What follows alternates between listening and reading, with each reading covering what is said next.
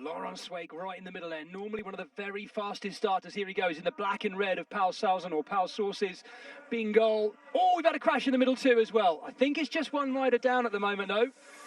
But there you go, that's our first real, well, as far as I'm aware, it's our first crash off the line of that sort right in the middle as well. That's really unlucky.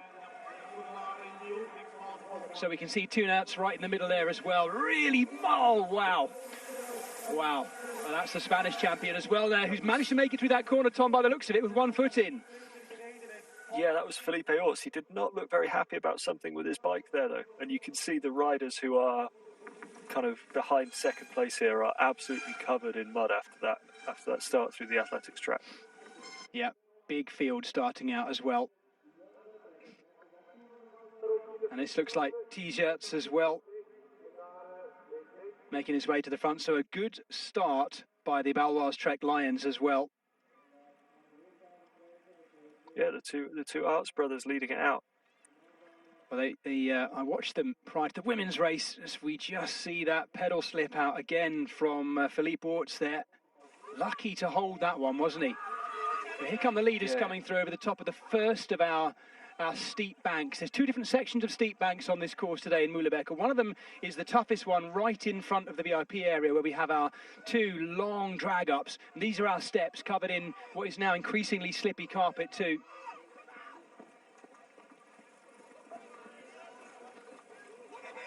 Yeah, we've still got the two Arts brothers leading it out. And then just behind Elisabeth, we've got an interesting rider for today. So we've got Emil Verstringer, who was fourth in the under-23 World Championships this year. And as a first-year under-23, oh, we saw Tunouts styling it up a bit off that descent there.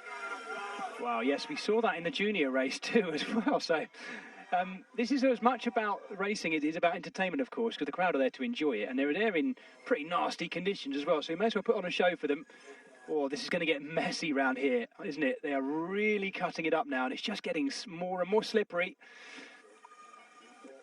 From the number of umbrellas on the side of the course, it looks like it's just started to at least drizzle again. So for the riders, the course is only going to get, I guess you'd say, worse and more challenging. Probably the same for the mechanics in the pits, but for those of us watching the race, it's only going to get better to watch as the course kind of oh dear, you're you're so cruel, Tom. But you're absolutely right, though. It's part of the joy of cross, isn't it?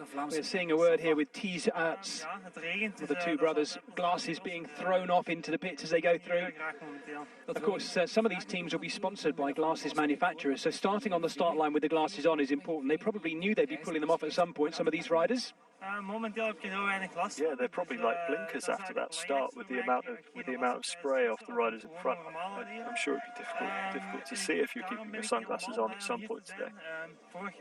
Well, as we watch T-shirts speaking to us bottom right, T-shirts is leading the race right now. There he is, the number 15 on his sleeves. And there's Elisabeth, three-time winner in the series so far going through.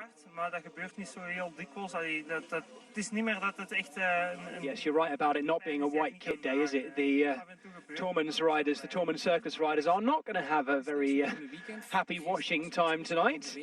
That's Quinten Hermans making his way through on the back of that string. T-shirts continues to lead. Michael van Torenhout is the second rider there. Tunouts is through in third. Quinten Hermans just behind him. A nice pack there containing three or four of the other Pal Salzen Bingo riders as well. So their team manager, Jürgen Meulebeke, will be very happy with that as he watches on. He certainly will. They were interviewing quite a lot before the race. Yes, I'm not sure, Tom, you might know. I don't know whether he has some kind of financial tie with the race, but he seems to be the go-to man. He's regularly interviewed. Then again, he has many of the best riders. Look at that on the washboard section. Lovely pumping technique from all these riders. No pedalling going on there that I can see. They're pumping their way through that cleanly. Yeah, they certainly are. I think pedaling would be a real disadvantage there because the skill of that. We're coming through this corner that caused trouble for Alicia Frank. Spoiler, you're a naughty boy, you're going to get in all sorts of trouble for that. You mean for one of the riders? Yes, Correct. we did see 2 or 3 of the women, in actual fact, wipe out and broadside properly sideways through there. I think that's why the camera's lingering. It's not to let you see who's coming. It's just to see if anyone wipes out.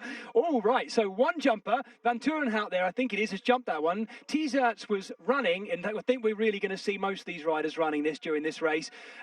Some, though, taking the right-hand line, choosing to run through that. Not a good start by Lawrence Swake, which is a surprise for me. This is the kind of course where I'd expect him to seem to have a good start. Didn't start as hard or as fast and far up as he normally does, and he's found himself off the pace a bit there as well. So Michael Van Turenhout made a very early decision to run there. Oh, Quinton Herman's down. Got some action here. Yeah, absolutely. That was, Herman's down as well. And that is also Anton Ferdinand as well of the Pausals and Bingo team, making a double restart there in the sand. We're watching it now, Tom, actually.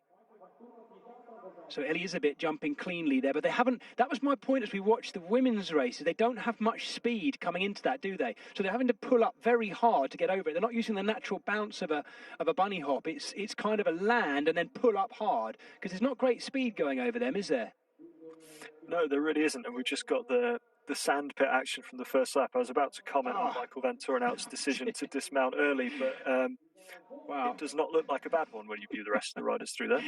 I love that. No, it's just, that is, as you said it yourself, right? I didn't have to say it, but there is something of the joy of those of you who are sitting at home watching this, wherever it is around the world. Perhaps it's Saturday afternoon or evening, early evening, maybe later in the evening, and you're watching it. There is something quite joyous about sitting on your sofa with a nice warm cup of coffee or hot chocolate or anything else you might like, enjoying watching this, because it's classic cyclocross conditions. Spray in the face, mud on the roof of your mouth. Look at this. Riders pitching into each other. Thankfully, I can laugh because no one's getting hurt in these early skirmishes, but it's just part of the joy of watching cross. It's so tough and gritty and slippy and just wonderfully hard, isn't it, Tom? Wonderful. So look, leading across the line, Elizabeth, the man who's won every round so far, looks like he's taking control again. It really does. But Lawrence Swake, it's Swake's first time really being this far back after one of the starts as well. And so, alongside this still being an early season race and being day one of the first 2 race weekend for these riders, it's also the first muddy race. So,